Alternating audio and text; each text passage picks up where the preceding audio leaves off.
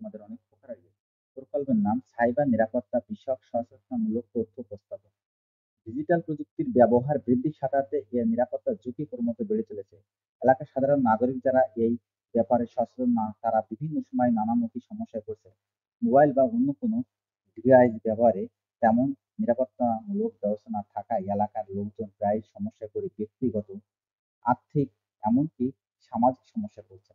এ বিষয়ে স্থানীয় লোকজনের মাঝে সচেতনতা বৃদ্ধির জন্য তোমাদের এগিয়ে আসা জরুরি, যার একটি চেষ্টা এই প্রকল্পের মাধ্যমে শুরু করতে হবে। সেজন্য তোমাদের বিদ্যালয় বার্ষিক সম্মেলন বা অনুষ্ঠানে সাইবার নিরাপত্তা বিষয়ে স্থানীয় নাগরিকদের মাঝে সচেতনতা তৈরি, প্রস্তুতির লক্ষ্য 4 জনের দল একটি সৃজনশীল উপস্থান প্রণয়ন করতে হবে।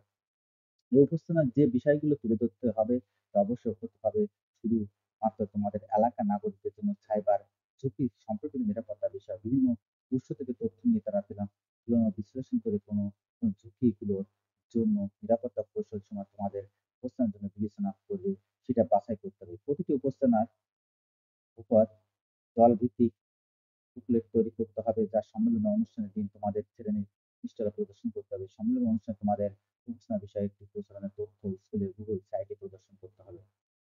কাজের ধারাবাহিকতা, নিজ এলাকার নাগরিকের জন্য সাইবার ঝুঁকি চিহ্নিত করার জন্য সম্ভাব্য সাইবার নিরাপত্তার ঝুঁকিগুলোর নাম ও কতগুলো কোন ঝুঁকির কথা উল্লেখ করেছে তা প্রাপ্ত অন্য দলের সদস্যদের নিকটে সংগ্রহ করো। তখন তাদের এখন নমুনা উত্তরে চলে আসছে।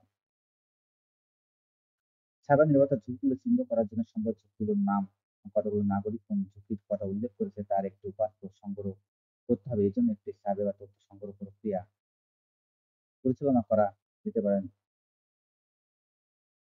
যে সম্ভাব্য সাইবার নিরাপত্তা ঝুঁকিগুলোর নাম এবং উপাত্ত সংগ্রহের একটি নমুনা চাপ দেওয়া হলো। সম্ভাব্য সাইবার নিরাপত্তা ঝুঁকিগুলোর নাম দেখো।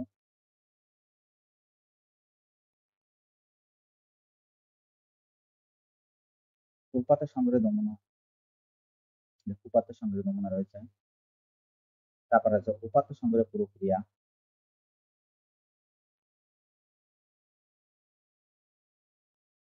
এগুলো করলে বুঝতে পারবে।